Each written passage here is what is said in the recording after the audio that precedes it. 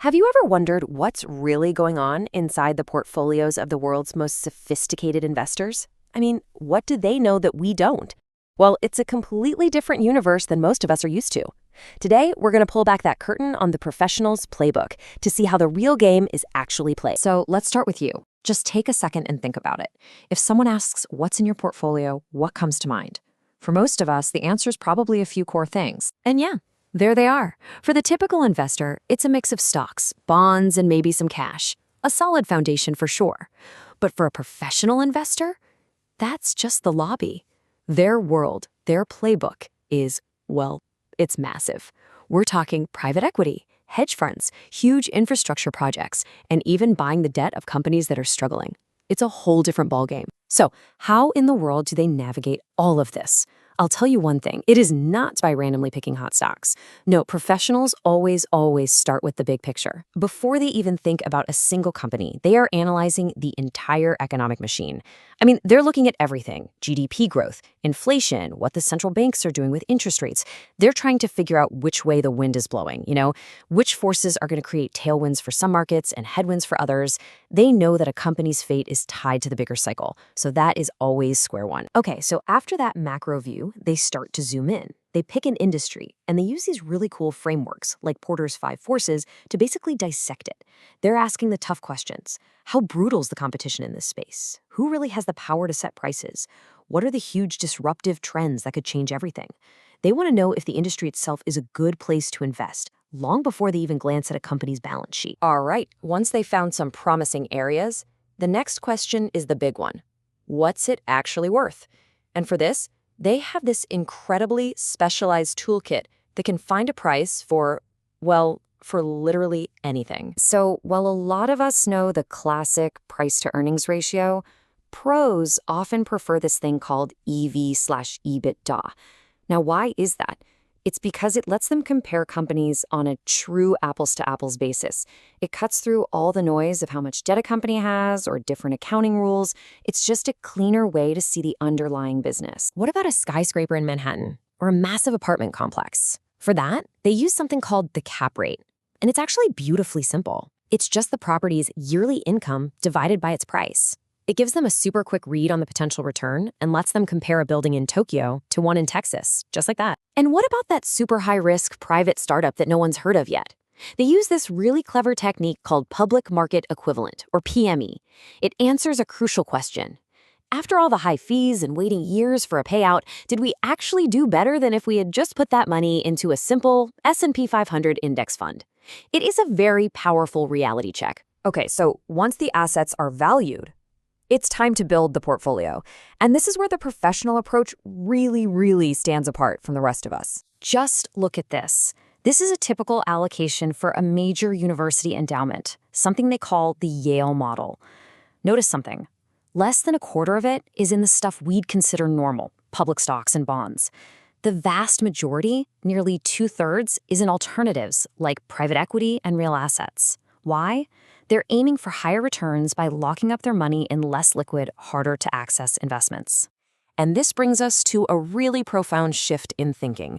Professionals don't just allocate money, they allocate risk. It's a concept called risk budgeting. So instead of saying, let's put 10% of our money in emerging markets, they'll say something more like, let's allocate 8% of our portfolio's total risk to emerging markets. It's a subtle but absolutely crucial difference. All right, now we get to enter one of the most powerful and, let's be honest, most misunderstood parts of the playbook: financial engineering.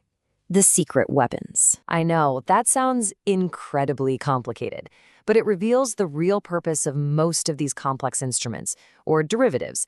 They aren't just for making wild bets. They are precision tools.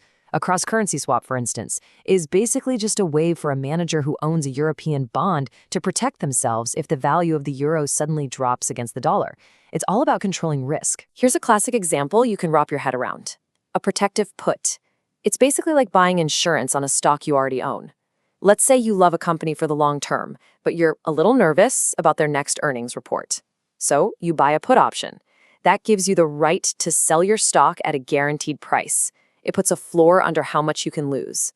It's defense, not offense. And these strategies can get unbelievably precise. Take something like a butterfly spread. It's a complex trade that's designed to make money only if a stock's price stays super stable within a very narrow window. Think about that. It's a bet against things moving around too much. It just goes to show you pros can craft a position to profit from almost any view of the market they have. But here's the thing. All of these incredibly complex models and strategies, they're still run by people. And that means we have to talk about the human element, because we all have our own psychological biases. Top professionals are rigorously trained to spot and fight against their own biases. Things like overconfidence, when you start to think you just can't be wrong, or regret aversion, that paralyzing fear of making a decision that might turn out badly, so you just do nothing. They have systems and checklists in place specifically to prevent these very human emotions from wrecking a perfectly sound strategy. And the analysis just keeps getting deeper. Today, a huge part of it includes environmental, social, and governance factors, what they call ESG. Now, this is not just about feeling good or being virtuous. This is about hard-nosed risk management. They know that a company's carbon footprint could become a massive liability down the road. They know that poor corporate governance can destroy shareholder value. Reputational risk is a real, measurable thing. This all gets wrapped up into something called an economic balance sheet. Now, don't worry about all the details here. The key idea is that this goes way beyond just your stocks and bonds. It actually treats your future earning potential, your skills, your career, your human capital as your single biggest asset. It's a completely holistic way of looking at wealth. So, with all this incredible complexity, how do you know if a manager is actually good or if they just got lucky in a rising market? Well, it all comes down to some very rigorous scorekeeping. First, let's talk about how they get paid. You've probably heard of the classic 2 and 20 model. It means a manager charges, say, a 2% fee on all the money they manage, and then they take a 20% cut of the profits they generate. This is called the performance fee or carried interest. The whole idea is to make sure their incentives are aligned with the investors. They only make the big money if you make money. But their performance is put under a microscope. There's this process called attribution analysis that breaks down exactly where their returns came from. Did they make a genius call on the entire tech sector? Or did they just get lucky picking the one winning stock in an otherwise losing sector?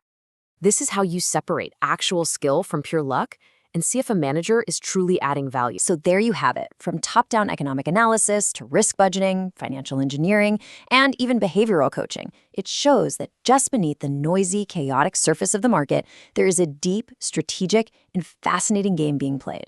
So the real question is, after seeing all this, what's the one idea that will change how you view your own financial world?